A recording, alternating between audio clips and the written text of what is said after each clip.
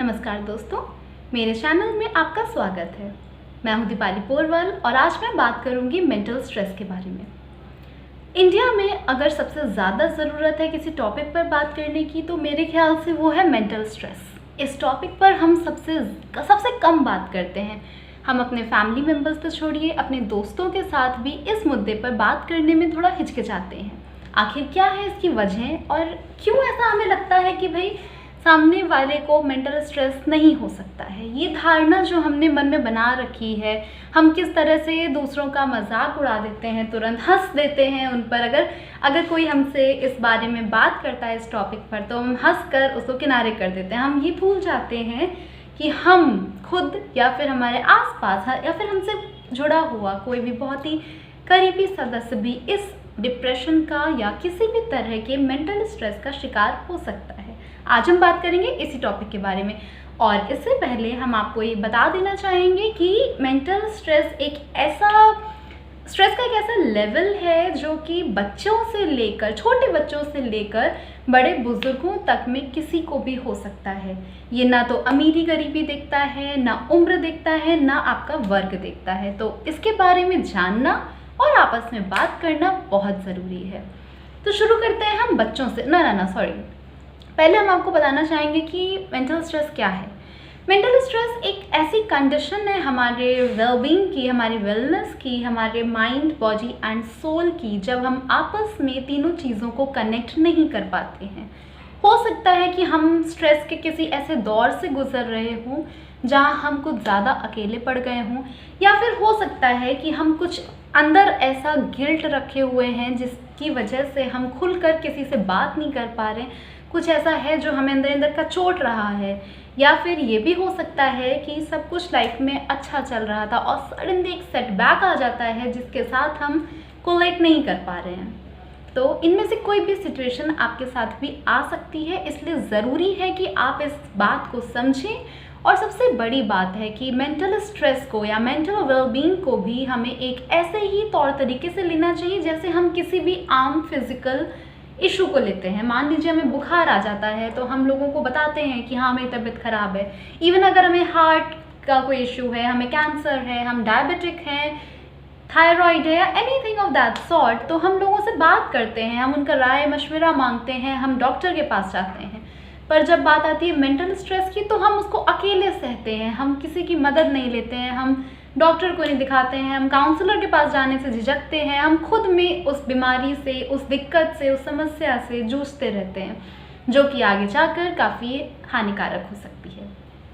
तो फिर आइए हम बताते हैं आपको कि ये किस उम्र से और किन वजहों से शुरू होता है।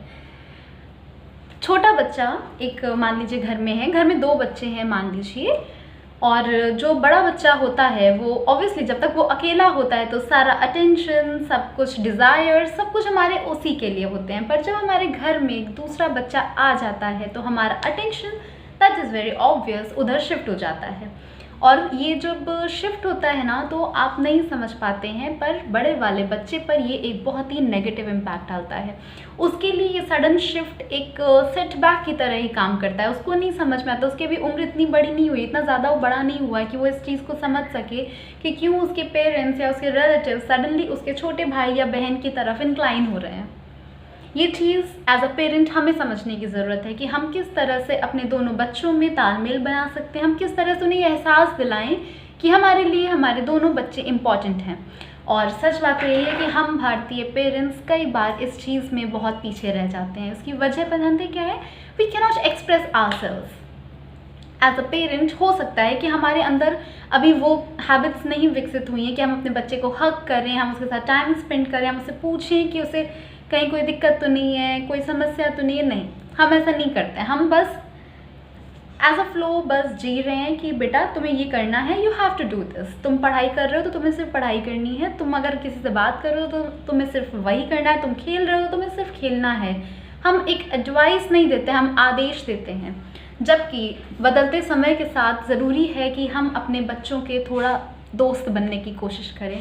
ये बहुत इंपॉर्टेंट है आज के टाइम में, स्पेशली आज का जो सिनेरियो है जो कि पूरी तरह से डिजिटल हो गया है कोरोना वायरस के चलते, तो पढ़ाई तक छोटे छोटे बच्चों की डिजिटल हो गई है। तो ऐसे में इट्स वेरी इंपॉर्टेंट कि हम इन बातों को समझें, हमारा बच्चा, अगर हम उससे बात नहीं करेंगे तो वो दूसरे मीडियम से उन चीज़ों को तलाशेगा, जो कि बहुत गलत हो सकता है। तो मैं आपको बता रही थी कि इतना छोटा बच्चा भी इस तरह की प्रॉब्लम का शिकार हो सकता है, और इसकी वजह कहीं ना कहीं हम ही हैं, क्योंकि उसने तो अभी दुनिया नहीं देखी है। हम उस पर ये ब्लेम नहीं डाल सकते हैं कि तुम बाहर निकले थे इसलिए तुम ऐसे हो गए, या फिर तुम्हारा किसी के साथ कोई रिलेशनशिप है सो यू हैव चेंज, और you have friends that's why you have change. No, nothing like that. यहाँ पर सोल रिस्पॉन्सिबिलिटी हमारी बनती है।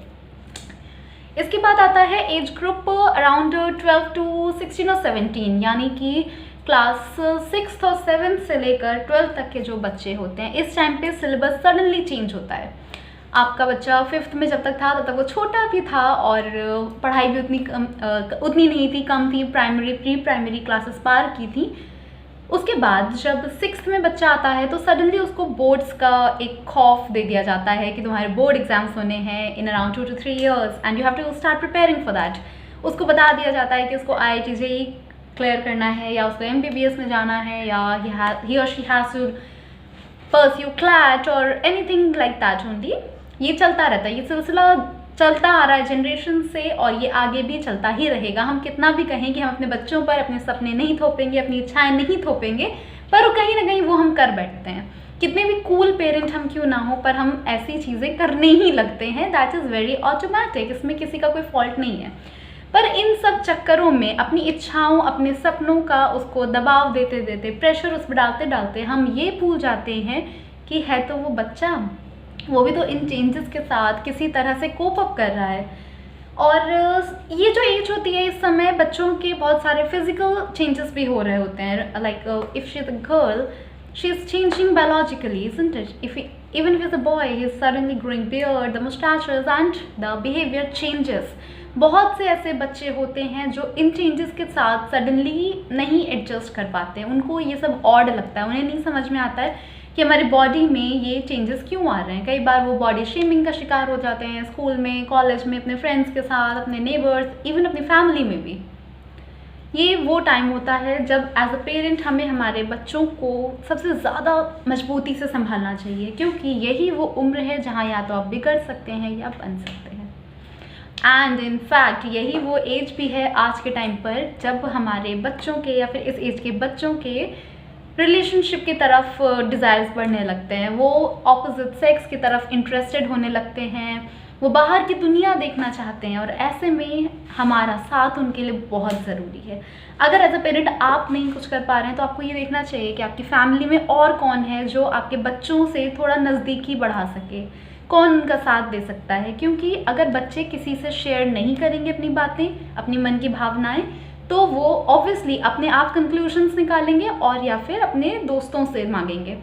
अब चूंकि वो है तो एक ही एज ग्रुप के ना, तो फिर वो नहीं सही बात बैठेगी। तो it's better to have a strong and healthy relationship with your kids. इसके बाद बात करते हैं हम जब बच्चा हमारा कॉलेज में जाता है। Now as a college student आप अपना समय याद करने की कोशिश कीजिए।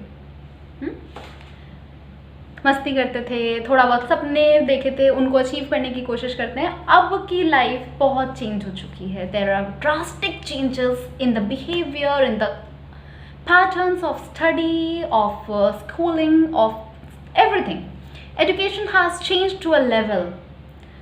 आज के टाइम पे बच्चों को आप डरा के नहीं रख सकते। You can slap them and tell them कि ये एक थप्पड़ मारूंगी और बस बैठे रह जाओगे। No, you can not do that. अब पेरेंट्स अपने बच्चों पे हाथ उठाने से पहले 10 बार तो सोच ही लेते हैं कि भाई मारूं कि नहीं मारूं। It happens.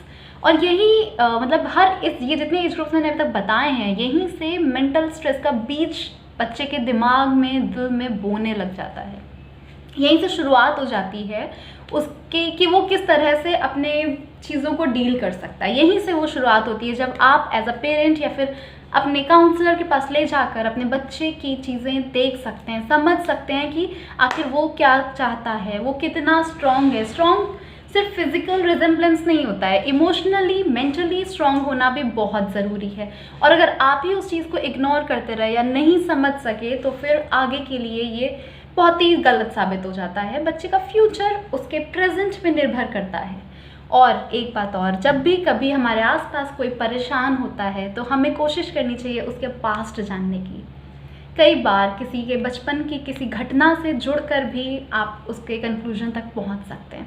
हो सकता है उसने कभी कुछ ऐसा सफ़र किया हो जिसका घाव अभी तक नहीं भरा हो और उसकी वजह से ही वो आज तक उस ट्रॉमा में है। You should try to figure that out if you really want to help out somebody. College के टाइम पर कई बार बच्चों में कुछ गलत आदतें भी पड़ जाती हैं, जो कि बहुत कॉमन है। इसमें किसी का कोई दिक्कत नहीं है कि अरे मेरे बच्चे को ही क्यों ऐसा हुआ, शर्मा जी के बेटे को तो नहीं हुआ था। It's not like that. किसी के साथ भी कुछ भी हो सकता है। हो सकता है आपके बच्चे को कोई ब्लैकमेल कर रहा हो, इसलिए वो स्ट्रेस में हो। तो अगर आपका बच्चा बहुत ज़्यादा अकेले रह रहा हो या फिर आपसे बात करने से झिझकता हो, तो प्लीज़ खुलकर बात कीजिए, प्यार से बात कीजिए। ये नहीं कि डांट दिया, डपट दिया और किनारे हो लिए, नहीं। आपको समझना होगा उसकी मेंटल कंडीशन को। आप ये नहीं कह सकते अब ये उम्र ही क्या है, ये तो खेलने कूदने का समय था। नहीं, आपको जानना होगा कि आखिर क्यों मेरा बच्चा इतना परेशान है। इसके बाद बात आती है यंग प्रोफेशनल्स की। आजकल बच्चे आमतौर पे 22-23 साल की उम्र में भी जॉब करना शुरू कर देते हैं। जब कोई बहुत ही कम एज में सडनली बहुत ज़्यादा अचीव कर लेता है और फिर सडनली बहुत ही रैंडमली अब्रप्टली उसके हाथ से वो चीज़ें चली जाएं, तो उसके लिए खुद को संभालना बहुत मुश्किल हो सकता है।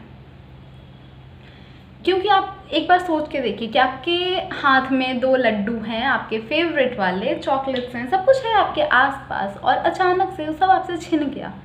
आपके पास एक बहुत ही प्यार करने वाला लविंग पार्टनर है एंड सडनली वो आपसे दूर चला गया। आपके पास एक ऐसी नौकरी है जो आपके लिए सब कुछ है, आप घंटों उसमें काम में व्यस्त रहते हैं और एक दिन अचानक आपकी कंपनी से एक मेल आता है कि कल से आपको काम नहीं करना है। How are you going to deal with it?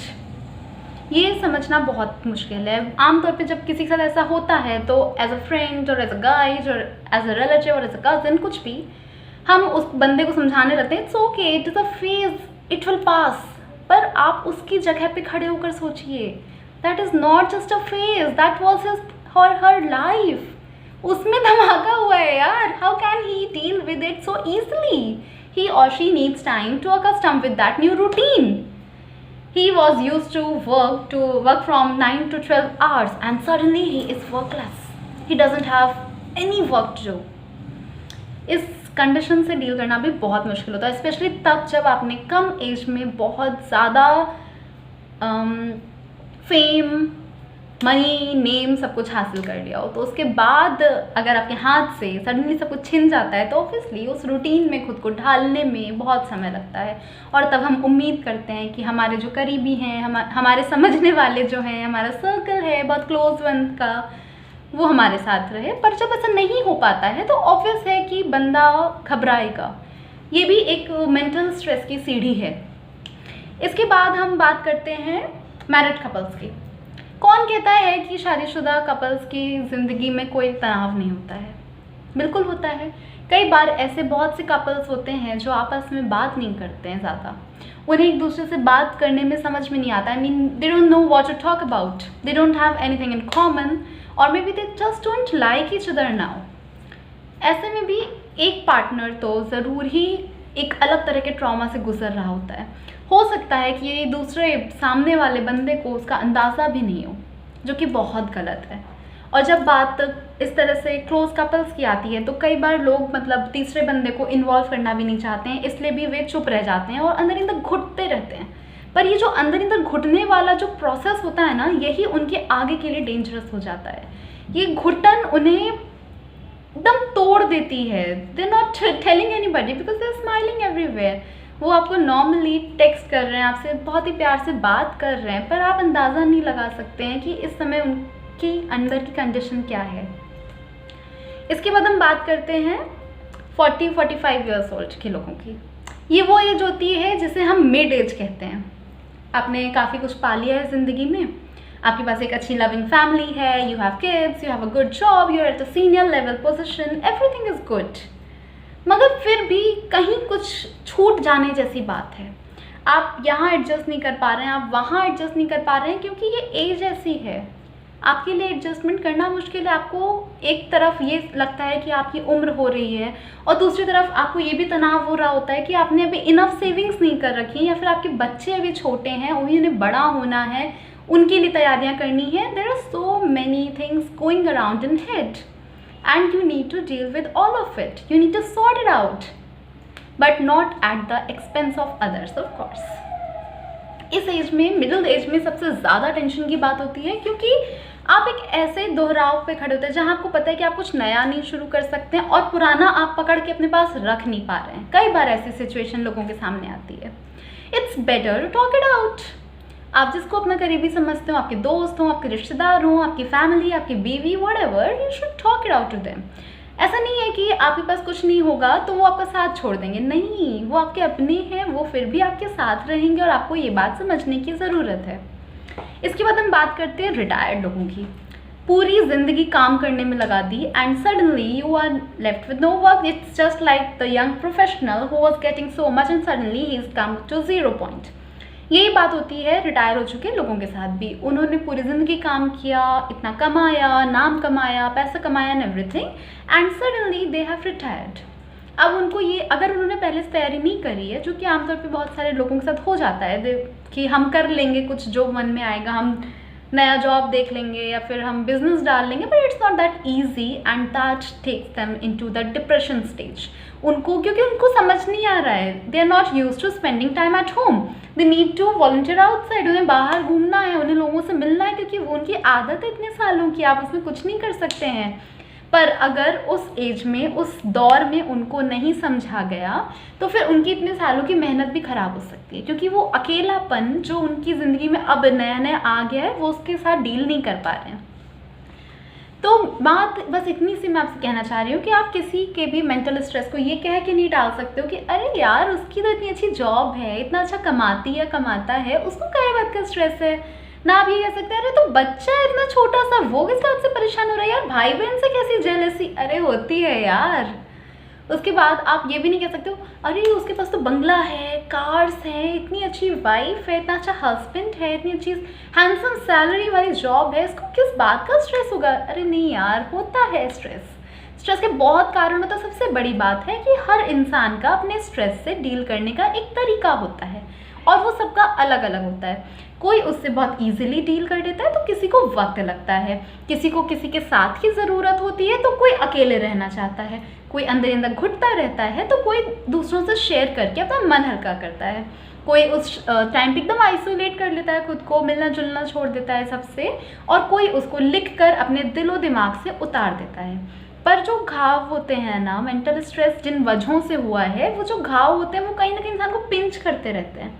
अगर वो एक टाइम पे थेरेपी से या मेडिसिन से या काउंसलिंग से उस दौर से निकल भी आया है, फिर भी ये एक स्थिति रह जाती है कि हो सकता है दोबारा अगर उसके साथ वही सिचुएशन रिपीट होती है तो वो फिर से उस दौर में चला जाए. ये एक बहुत ही आम बात है और इसको हमें समझना बहुत ज़रूरी है. तो अगर आपको अपने आसपास, आप सोशल मीडिया पे इतने एक्टिव रहते हो, नहीं भी रहते हो, तो भी आपका एक सर्कल तो डेफिनेटली होगा. अगर उस सर्कल में या फिर आपको अपने सोशल मीडिया प्लेटफॉर्म्स पे, अपने ऑफिस में, अपने घर में, अपनी फैमिली में, अपनी सोसाइटी में, एनीवेयर, अगर आपको कोई भी ऐसा व्यक्ति नज़र आता है जो कहीं से भी परेशान दिख रहा है, अकेलेपन का शिकार लग रहा है, तो आपको उसका साथ देना चाहिए. उस समय आपको ये नहीं सोचना चाहिए कि अरे यार उस समय मुझे जब ज़रूरत थी तो ये मेरे पास आया नहीं था. नहीं, that is not the time to think about it. क्योंकि मैं नहीं चाहती हूँ कि किसी के सुसाइड करने के बाद आप उसके बाद उसके बारे में इतना पॉजिटिव लिखें, इतनी प्यार भरी बातें लिखें. अरे भाई बंदा ऊपर जाके नहीं देख सकता है यार. ट्राई करो कि जब तक वो यहाँ आपके सामने है ना, उस समय आप उससे वो बातें करो, share, converse, communicate. Communication is the key to every problem. किसी भी प्रॉब्लम का सल्यूशन सिर्फ और सिर्फ कम्युनिकेशन हो सकता है. कम्युनिकेशन गैप से बहुत दिक्कतें आती हैं. अगर आप किसी से बात ही नहीं करना चाह रहे हैं, आप बात कर ही नहीं रहे हैं, जबकि आप कर सकते हैं, तो फिर भाई सामने वाला तो वैसे जूझता रहेगा ना अकेले. और फिर आप कहें कि यार मुझसे शेयर कर सकता था, मैं तो उससे अपना क्लोज फ्रेंड मानती थी यार, इतने अच्छे दोस्त थे हम, हमने साथ में इतना अच्छा वक्त बिताया है, और तुम परेशान थे, मुझसे शेयर भी नहीं कर सके. वो आपसे शेयर इसीलिए तो नहीं कर सका ना, because there was a communication gap. आपकी आपस में बात ही नहीं हो रही थी ना. तो कोई आकर एवं ही तो आपके सामने रोने नहीं लग जाएगा कि यार मैं मुसीबत में हूँ, मैं परेशान हूँ. ऐसा नहीं होता है.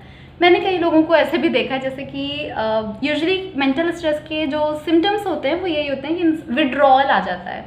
आप सोसाइटी से, दोस्तों से, काम से, खाने पीने से, घूमने फिरने से, हर चीज़ से कटने लगते हैं। इवन नींद तक नहीं आती है कई कई दिनों तक। तो जब आप देखते हैं सामने वाले को कि कोई इस तरह की मुसीबत में, तो आप क्या करते हैं, मैं बताती हूँ। एक बहुत ही नोन वन का किस्सा सुनाती हूँ। एक लड़की ने अपने पार्टनर को कॉल किया एंड शी सेड कि यार I miss you and since you not talking to me I am not able to concentrate on my work. अब आप समझिए, वो अपनी स्थिति ढंग से बता रही है कि आप बात नहीं कर रहे, इसलिए मैं कॉन्सेंट्रेट नहीं कर पा रही हूँ काम पे। And what he does is laugh it of. वो हंसा ये कहते हुए, हाँ अच्छा काम नहीं कर पा रही हो, अरे अरे बहुत गलत हुआ।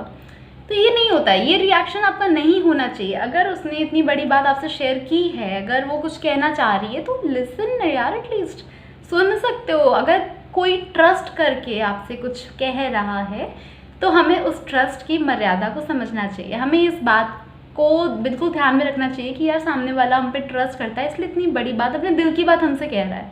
यूजुअली लोग शेयर नहीं करते हैं ऐसे टाइम पर।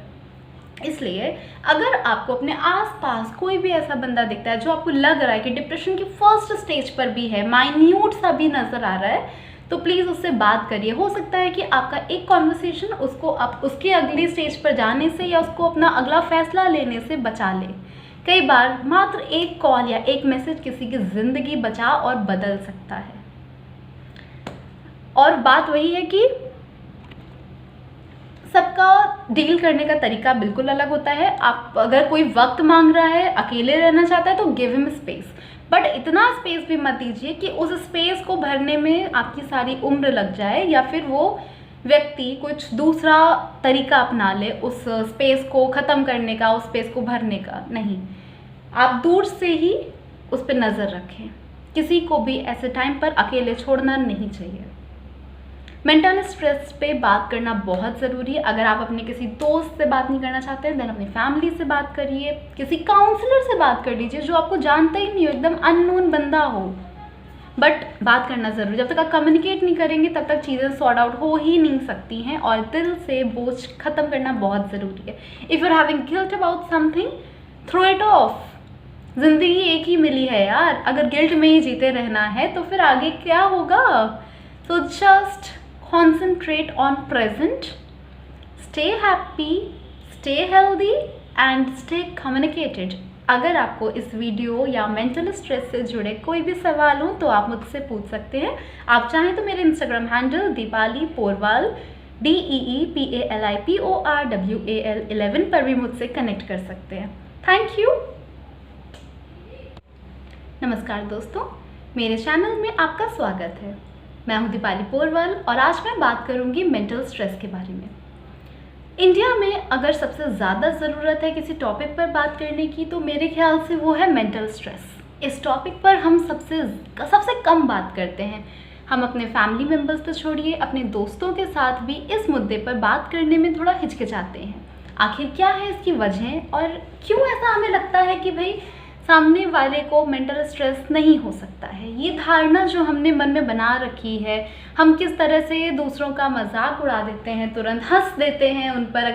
अगर कोई हमसे इस बारे में बात करता है इस टॉपिक पर तो हम हंस कर उसको किनारे कर देते हैं। हम ये भूल जाते हैं कि हम खुद या फिर हमारे आसपास या फिर हमसे जुड़ा हुआ कोई भी बहुत ही करीबी सदस्य भी इस डिप्रेशन का या किसी भी तरह के मेंटल स्ट्रेस का शिकार हो सकता है।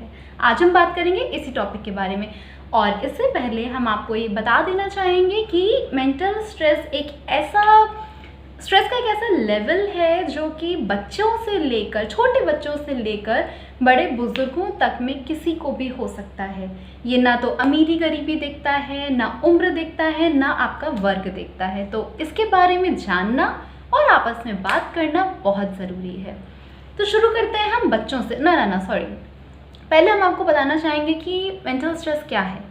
मेंटल स्ट्रेस एक ऐसी कंडीशन है हमारे वेलबींग की, हमारी वेलनेस की, हमारे माइंड, बॉडी एंड सोल की, जब हम आपस में तीनों चीज़ों को कनेक्ट नहीं कर पाते हैं।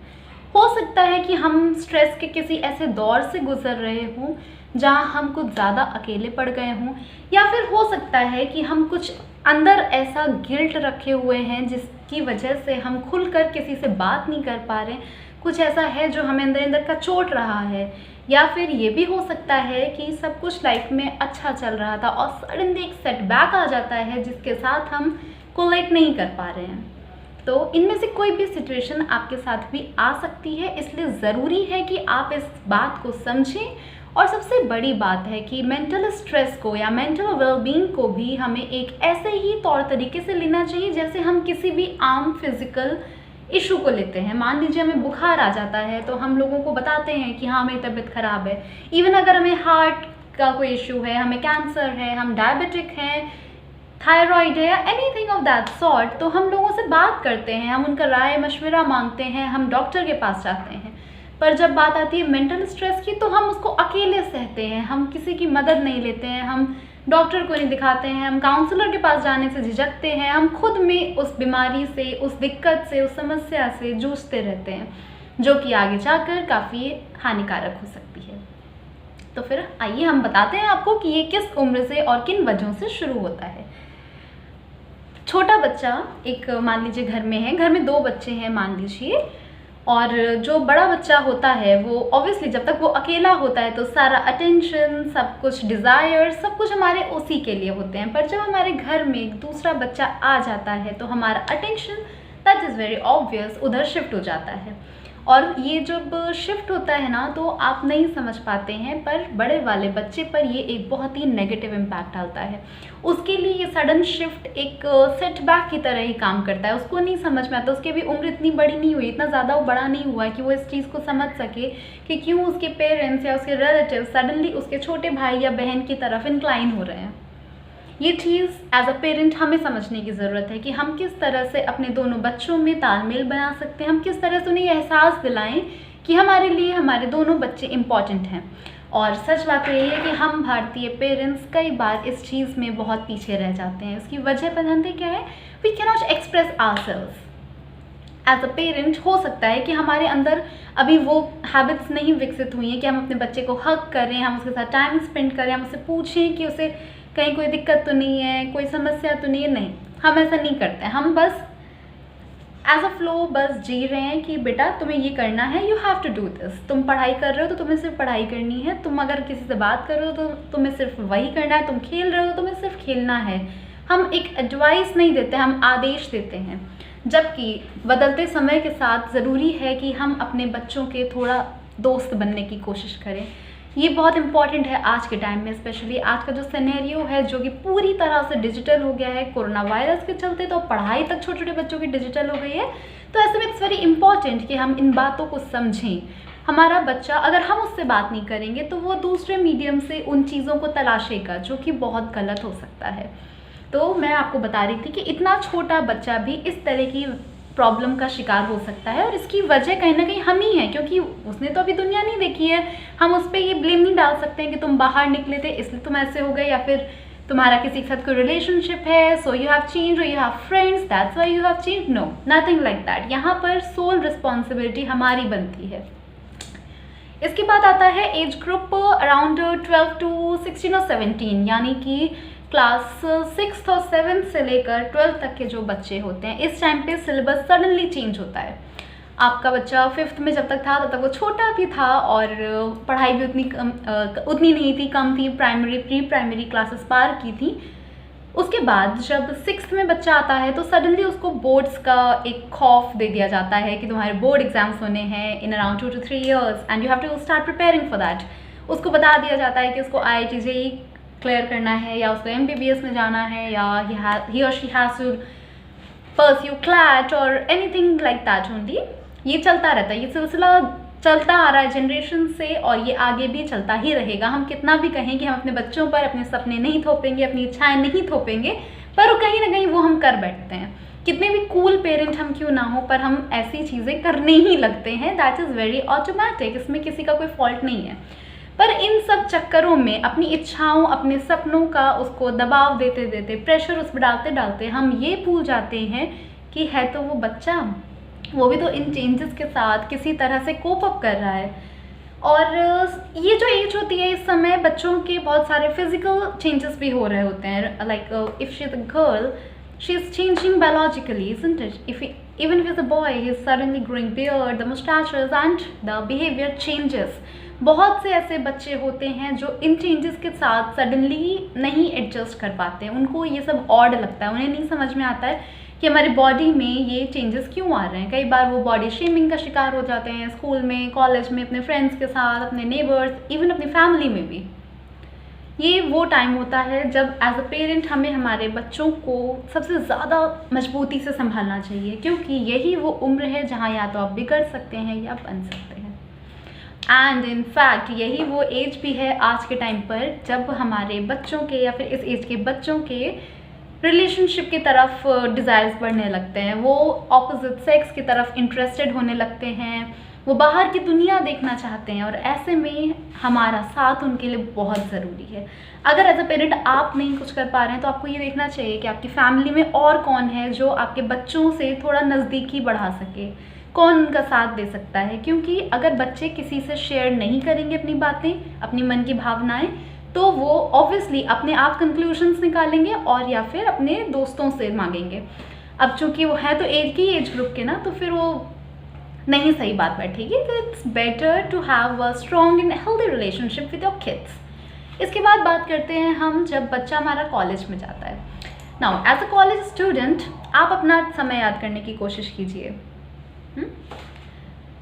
मस्ती करते थे, थोड़ा बहुत सपने देखे थे, उनको अचीव करने की कोशिश करते हैं. अब की लाइफ बहुत चेंज हो चुकी है. There are drastic changes in the behaviour, in the patterns of study, of schooling, of everything.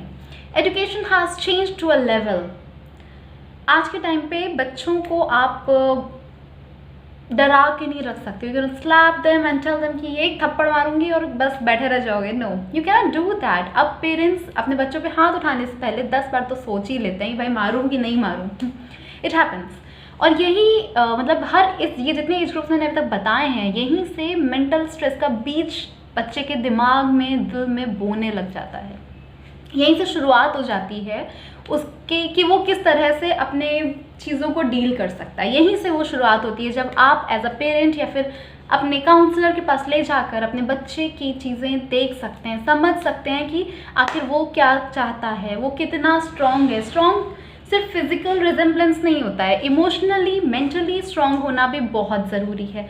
और अगर आप ही उस चीज़ को इग्नोर करते रहे या नहीं समझ सके तो फिर आगे के लिए ये बहुत ही गलत साबित हो जाता है. बच्चे का फ्यूचर उसके प्रेजेंट पे निर्भर करता है.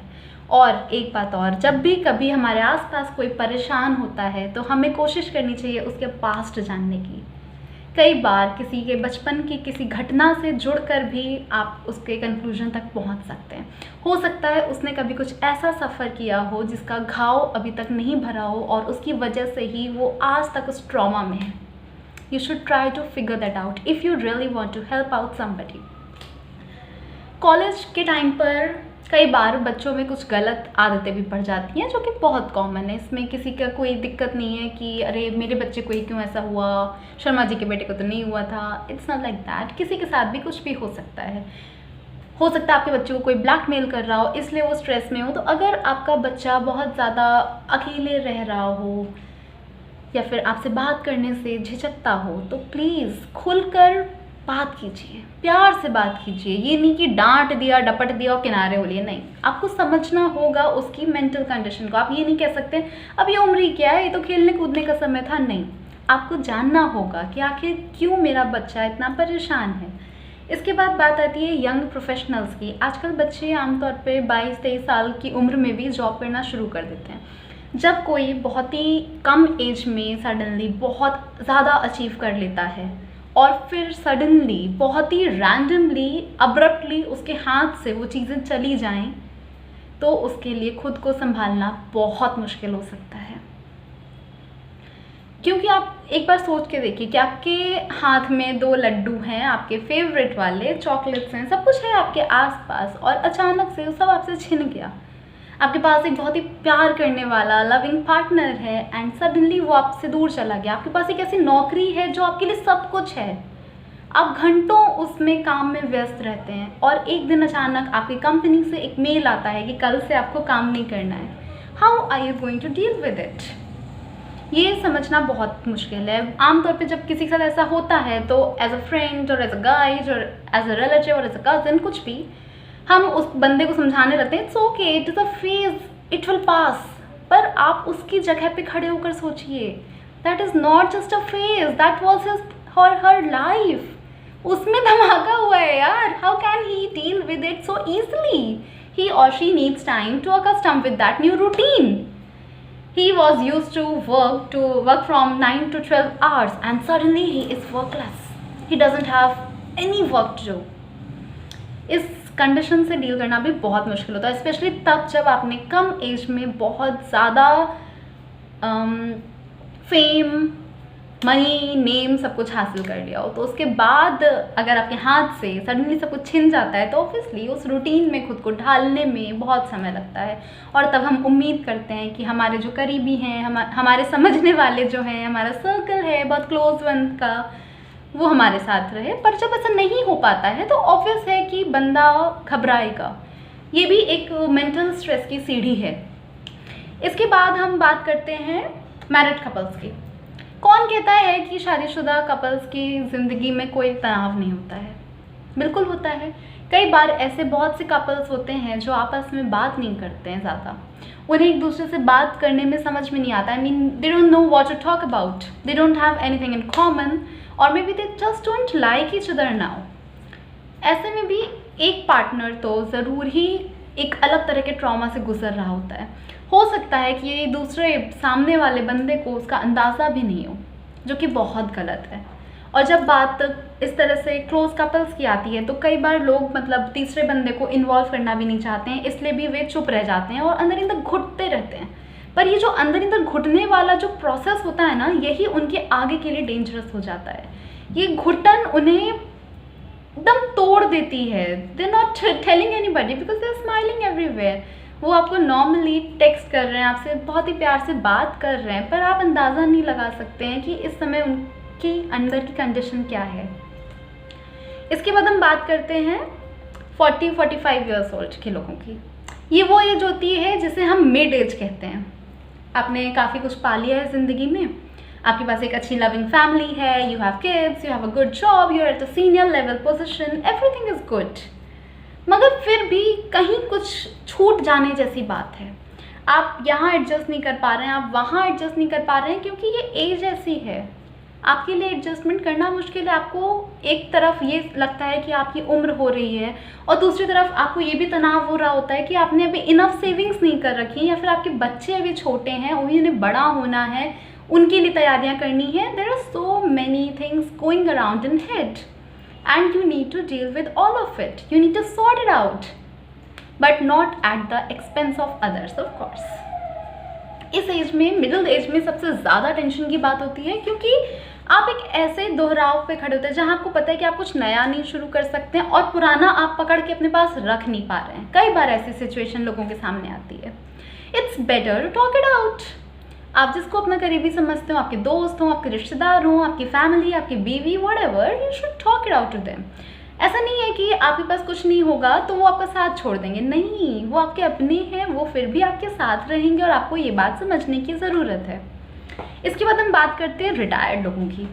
पूरी ज़िंदगी काम करने में लगा दी and suddenly you are left with no work. It's just like the young professional who was getting so much and suddenly he is come to 0 point.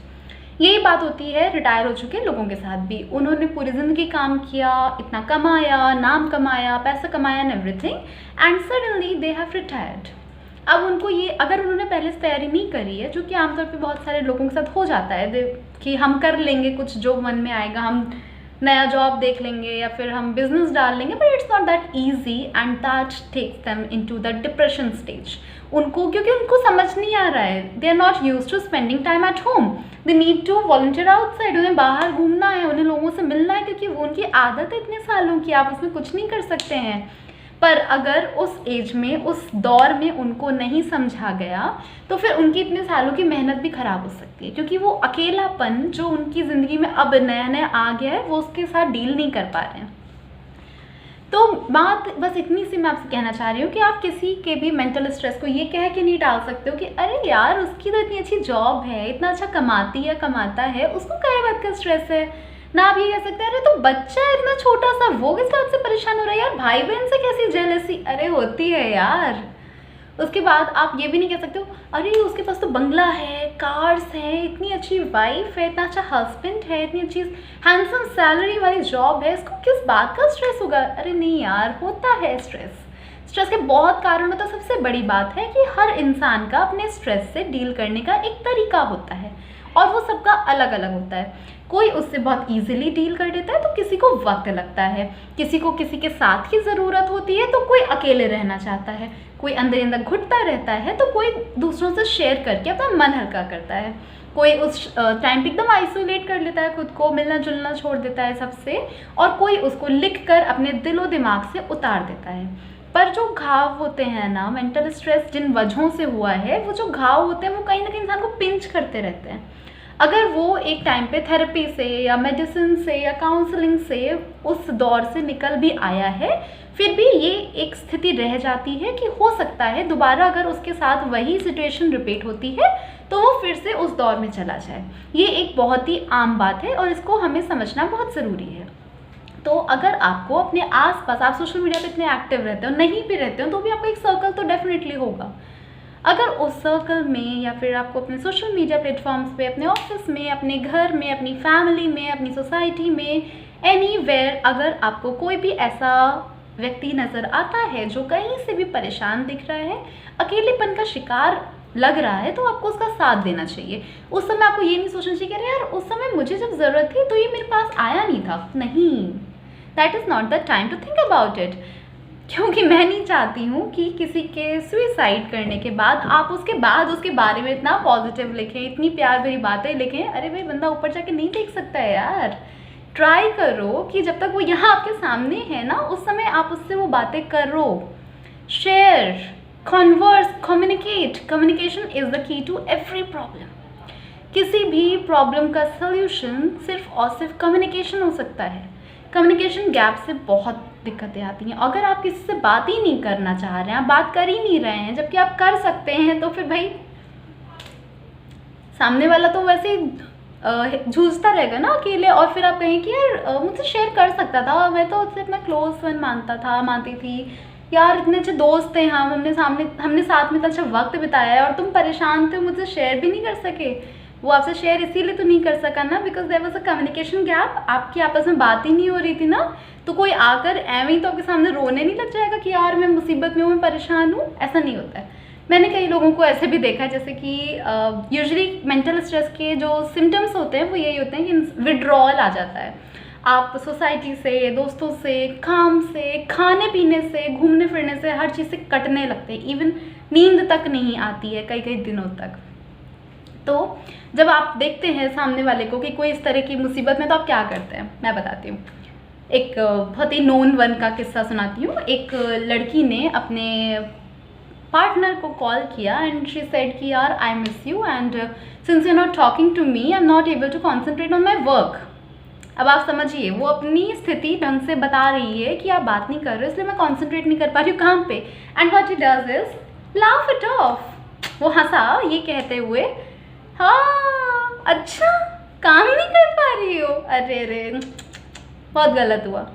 तो ये नहीं होता है, ये रिएक्शन आपका नहीं होना चाहिए। अगर उसने इतनी बड़ी बात आपसे शेयर की है, अगर वो कुछ कहना चाह रही है, तो लिसन यार, एटलीस्ट सुन सकते हो। अगर कोई ट्रस्ट करके आपसे कुछ कह रहा है तो हमें उस ट्रस्ट की मर्यादा को समझना चाहिए। हमें इस बात को बिल्कुल ध्यान में रखना चाहिए कि यार सामने वाला हम पे ट्रस्ट करता है, इसलिए इतनी बड़ी बात, अपने दिल की बात हमसे कह रहा है।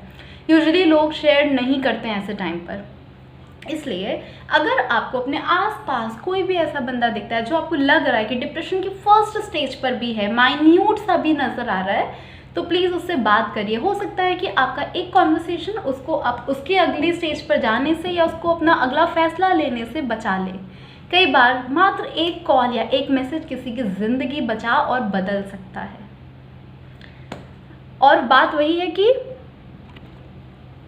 सबका डील करने का तरीका बिल्कुल अलग होता है। आप अगर कोई वक्त मांग रहा है, अकेले रहना चाहता है, तो गिव हिम स्पेस। बट इतना स्पेस भी मत दीजिए कि उस स्पेस को भरने में आपकी सारी उम्र लग जाए या फिर वो व्यक्ति कुछ दूसरा तरीका अपना ले उस स्पेस को ख़त्म करने का, उस स्पेस को भरने का। नहीं, आप दूर से ही उस पर नज़र रखें। किसी को भी ऐसे टाइम पर अकेले छोड़ना नहीं चाहिए। मेंटल स्ट्रेस पे बात करना बहुत ज़रूरी है। अगर आप अपने किसी दोस्त से बात नहीं करना चाहते हैं, देन अपनी फैमिली से बात करिए, किसी काउंसलर से बात कर लीजिए जो आपको जानता ही नहीं हो, एकदम अननोन बंदा हो। बट बात करना ज़रूरी, जब तक आप कम्युनिकेट नहीं करेंगे तब तक चीज़ें सॉर्ट आउट हो ही नहीं सकती हैं। और दिल से बोझ ख़त्म करना बहुत ज़रूरी है। If you are having guilt about something, throw it off. ज़िंदगी एक ही मिली है यार, अगर गिल्ट में ही जीते रहना है तो फिर आगे क्या होगा। So just concentrate on present, stay happy, stay healthy and stay communicated। अगर आपको इस वीडियो या मेंटल स्ट्रेस से जुड़े कोई भी सवाल हो तो आप मुझसे पूछ सकते हैं। आप चाहें तो मेरे Instagram handle Deepali Porwal DEEPALIPORWAL 11 पर भी मुझसे कनेक्ट कर सकते हैं। Thank you.